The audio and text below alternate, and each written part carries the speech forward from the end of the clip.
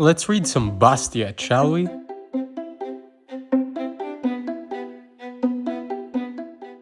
We hold from God the gift which includes all others.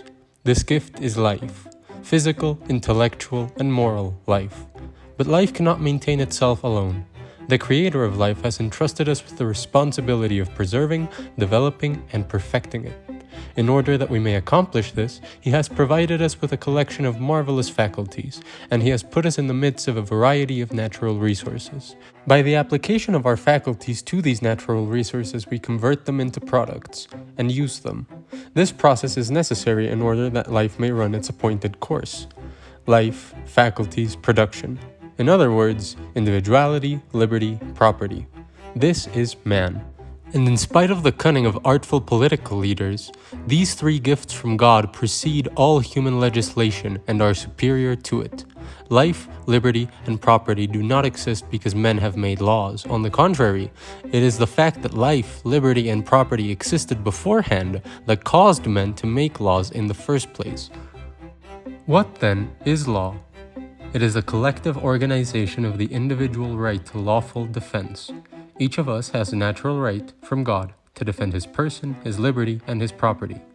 These are the three basic requirements of life, and the preservation of any one of them is completely dependent upon the preservation of the other two. For what are our faculties but the extension of our individuality? And what is property but an extension of our faculties? If every person has the right to defend, even by force, his person, his liberty, and his property, then it follows that a group of men have the right to organize and support a common force to protect these rights constantly.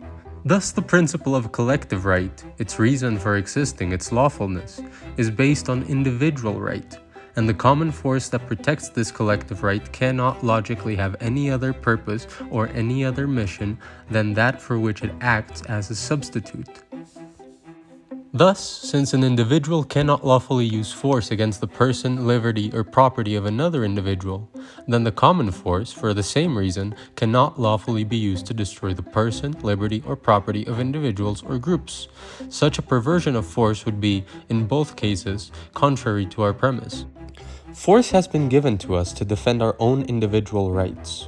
Who will dare to say that force has been given to us to destroy the equal rights of our brothers? Since no individual acting separately can lawfully use force to destroy the rights of others, does it not logically follow that the same principle also applies to the common force, that is nothing more than the organized combination of the individual forces? If this is true, then nothing can be more evident than this. The law is the organization of the natural right of lawful defense.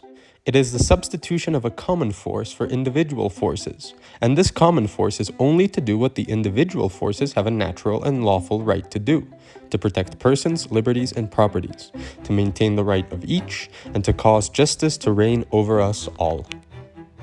If a nation were founded on this basis, it seems to me that order would prevail among the people, in thought as well as in deed.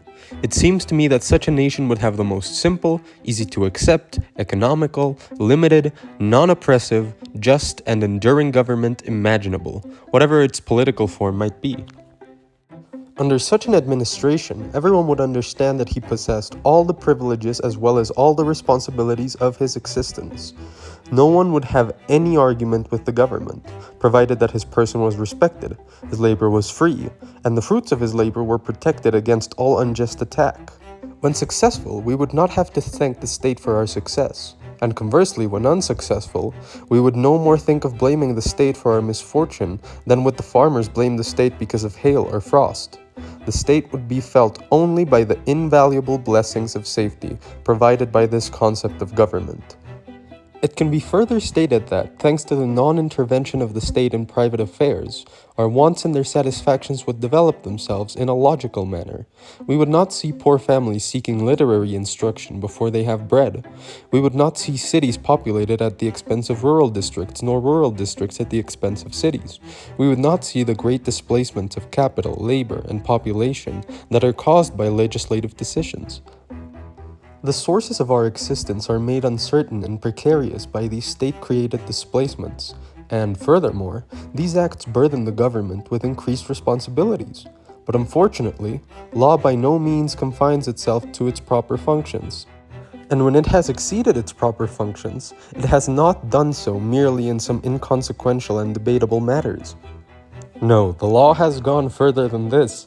It has acted in direct opposition to its own purpose. The law has been used to destroy its own objective. It has been applied to annihilating the justice that it was supposed to maintain, to limiting and destroying rights, which its real purpose was to respect. The law has placed the collective force at the disposal of the unscrupulous who wish without risk to exploit the person, liberty, and property of others.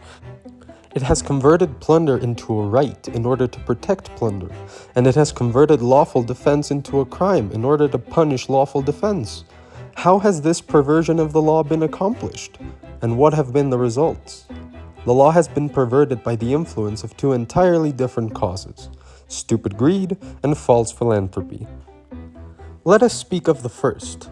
Self-preservation and self-development are common aspirations among all people, and if everyone enjoyed the unrestricted use of his faculties and the free disposition of the fruits of his labor, social progress would be ceaseless, uninterrupted, and unfailing. But there is also another tendency that is common among people. When they can, they wish to live and prosper at the expense of others. This is no rash accusation, nor does it come from a gloomy and uncharitable spirit. The annals of history bear witness to the truth of it. The incessant wars, mass migrations, religious persecutions, universal slavery, dishonesty in commerce, and monopolies. This fatal desire has its origin in the very nature of man, in that primitive, universal, and insuppressible instinct that impels him to satisfy his desires with the least possible pain. Man can live and satisfy his wants only by ceaseless labor, by the ceaseless application of his faculties to natural resources.